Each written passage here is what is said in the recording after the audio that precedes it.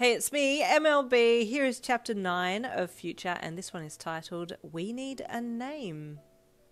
Hello, Mrs. Kirishima and Mr. Red Riot, the doctor said politely as you entered his office. Are you ready to meet your baby today? Kirishima had the world's biggest grin on his face and nodded his head enthusiastically. Yes, very ready, he said brightly, his eyes sparkling with anticipation. You smiled and took his hand and squeezed it. The doctor smiled at Kiri's eagerness and gestured for you both to sit down so he could go over a few things before starting the operation. After detailing the procedure and getting you to sign some forms, he ushered you and Kirishima down the hall to the holding bay, where they would insert the numbing agent through the epidural into your spine so that you wouldn't feel it when they cut the baby out. The anesthesiologist came in and got you prepared and gowned for the insert of the needle and asked you to lie down on your side on the bed. Now, this will hurt a bit, I'm just being honest, he said as he positioned the needle at your back. As he started inserting, you winced heavily and reached out to grab a hold of Kiri's hand. Icky, baby, are you okay? He asked fretfully. Tears pricked the corner of your eyes as you squeezed them shut and grit your teeth. Kiri held your hand and looked you over with a worried expression, rubbing circles with his thumbs on the back of your hands. Your knuckles turned white as you gripped his hands. Finally, the needle was in and the pain subsided. Okay, you should start to feel a little numb from the waist down soon, the anesthesiologist said. And sure enough, you did. It felt weird not being able to move your legs. Are you okay? Kiri asked again. He was so concerned about you. He didn't like that you had to be in pain. I'm okay now, you replied with a weak smile. I just feel weird. Kiri kissed your lips tenderly. You're doing so well, he said lovingly, smoothing your hair down and tucking it behind your ears. He looked you in the eye and gave you his signature toothy smile. You smiled back, grateful that he was by your side for the procedure. Okay, Mrs. Kirishima, we're ready to take you in now, the doctor said, entering the room. We just need to lie you on your back and we will be ready to go, he added, gesturing for a nurse to roll you on your back. The nurse adjusted you on the bed, and the orderly wheeled you out and down the hall to the operating theatre, where Kiri trotted along beside, a nervous look of apprehension on his face. Are you okay? He asked you again as they slid you from the bed to the operating table and set up the screen so you couldn't see what they were doing below your waist. Poor Kiri felt helpless. The most he could do was ask about your well-being, so he was asking regularly to make sure that you knew that he was still there and he very much cared.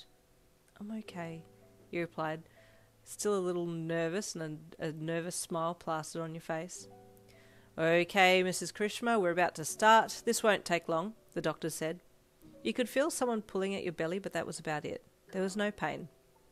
You made small talk with Kiri and asked him if he could see what was going on the other side of the screen. He looked up and over and turned a very pale shade of white and then sat back down again. It looks like a murder scene, he said frankly, the colour still drained from his face.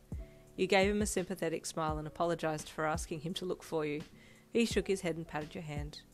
It's fine, he said, giving you a reassuring smile. 20 minutes later, the doctor called for your attention and lifted up the cutest little baby you'd ever seen. Mr. and Mrs. Kirishima, here is your beautiful new baby girl, he announced proudly. The little baby wriggled a bit and let out the cutest little cry, and Kirishima burst into tears. Can I hold her? He sobbed. Yes, of course you can, the doctor said, clamping the cord. Come around here and cut the cord, then you can hold her.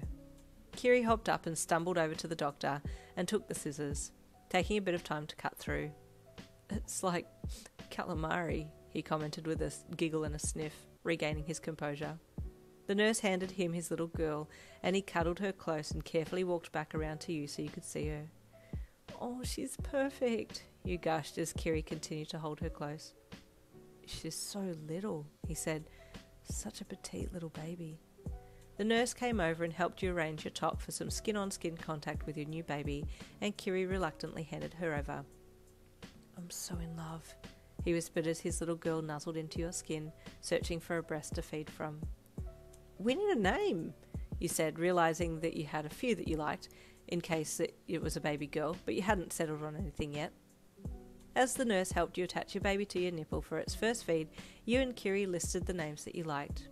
Jinsei, meaning lifelong love in Japanese, Korana, a take on the Japanese name for petite, or Meru, a take on the Japanese word for harden after Kirishima's quirk. You pondered over them for the next 1 hour while the doctor stitched you back up and the nurses took your little girl to be weighed and washed. Which do you like? You asked Kiri. I don't know, he said, the weight of picking his little girl's name crushing him. It was a big responsibility. Which do you like? He asked.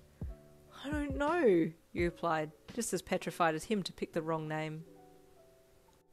And there ends chapter 9.